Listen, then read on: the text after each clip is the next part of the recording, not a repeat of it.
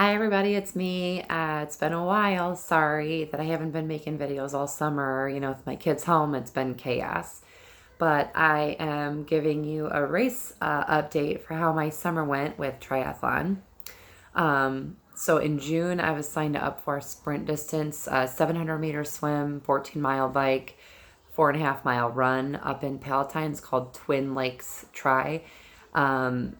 And it was raining all morning, thunder. They were worried they were going to have a delay. And fortunately, it did not end up getting delayed, but the swim warm ups got canceled. And then they ended up starting the race right on time at 7 a.m. However, it was really wet and gross and very slippery roads, very hilly, lots of turns on that course. So it was not a great bike for me. My run time was okay. It was what I expected it would be, and my swim was really great. So overall, it was a good day for the race, but it was not, it was not nice because it was wet. Even though there wasn't a rain delay, that still was not fun.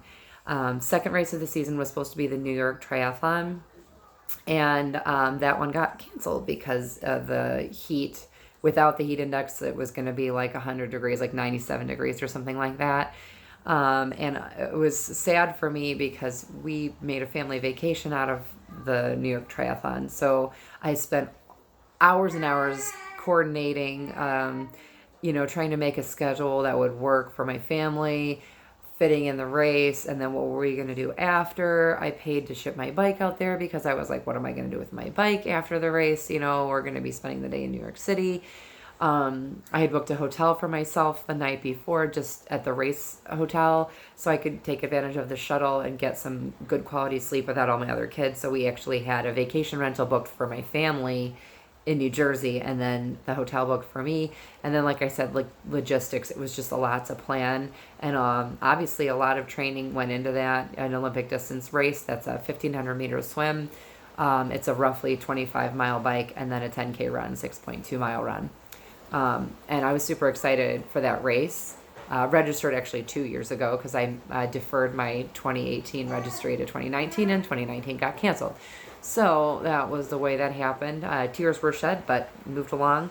And I asked Lifetime, which is the Lifetime Fitness owns the Lifetime Tri Series, and Chicago is another race in their series. So I asked them if they would take my money that I paid for New York and transfer it to Chicago, because Chicago wasn't supposed to happen until the end of August.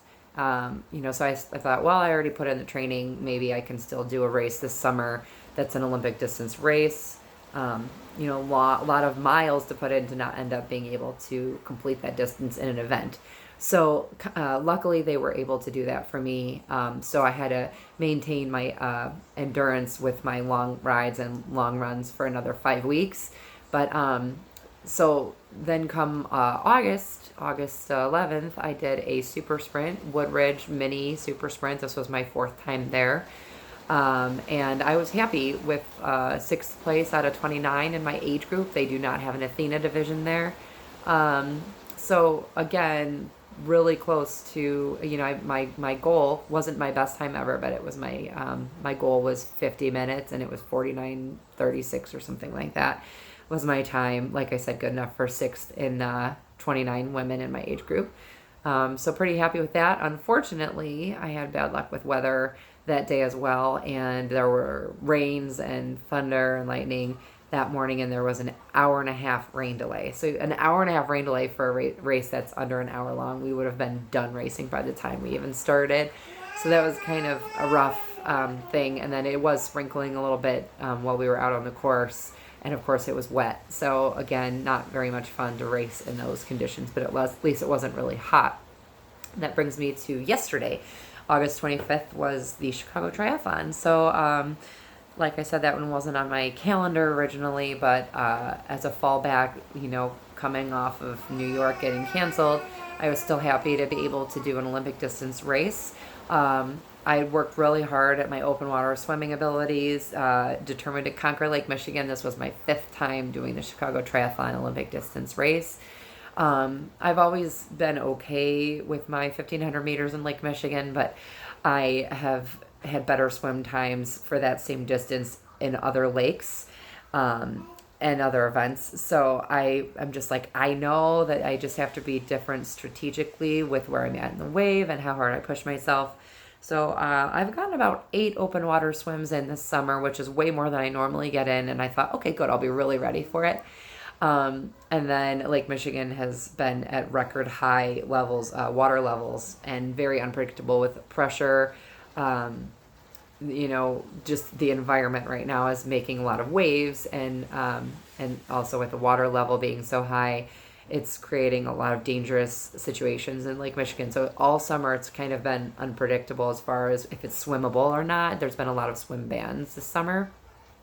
Despite that, I have gotten out to Lake Michigan to practice in the lake a couple times. So I was ready and all excited, go to the expo, picked up my packet, got everything ready. And then I get back to the hotel and found out that they were changing the swim. They couldn't get the buoys in the water because the water was too rough. So this was the day before, after I'd already gone to the expo. So late at night, they had said they were going to shorten the Olympic distance swim. Everyone would have to do the 750-meter sprint swim or a duathlon option. And I was like, okay, well, there's no way I'm going to do the duathlon option unless I have to. So they said, stay tuned to see what happens. And then it happened that on race morning, they canceled the swim completely and made it a duathlon.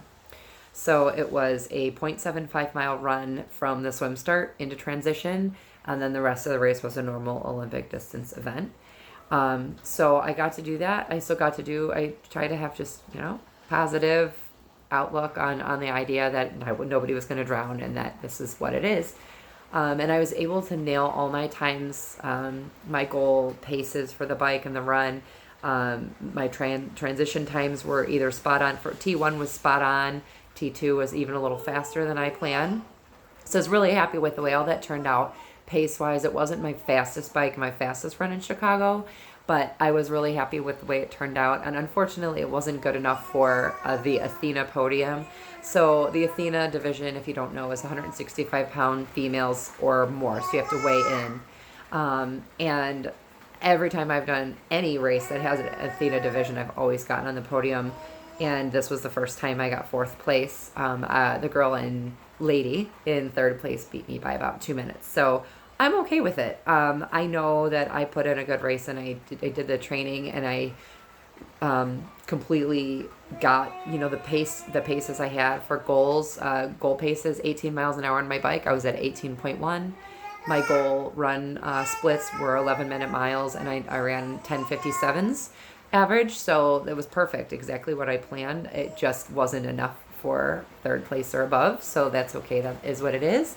Like I said, those weren't my fastest run or bike splits ever in Chicago, but based on what happened to me last year, okay, so if you don't know, I had a micropreemie. I had a horrible pregnancy. I hemorrhaged for 15 weeks. I had 16 blood transfusions and a pack of plasma. I had an emergency C-section and delivered a baby at 26 weeks and 2 days. So if you haven't watched any of my other videos, you can look for my other videos and hear more about that story. But I literally almost died. I was going into shock when I was getting ready for my C-section because my hemorrhaging was so bad. And the baby was in the hospital for 103 days. Then I was there all the time, not taking care of myself. And then long summer, whole last year, I was, hi baby. The whole last year I was caring for her special needs. She had a lot of special needs being a micropreemie. So I neglected myself and my physical fitness in addition to the months I spent on bed rest. So every little bit of improvement that I was able to make, don't climb over, every little bit of improvement I was able to make in my fitness journey was plus.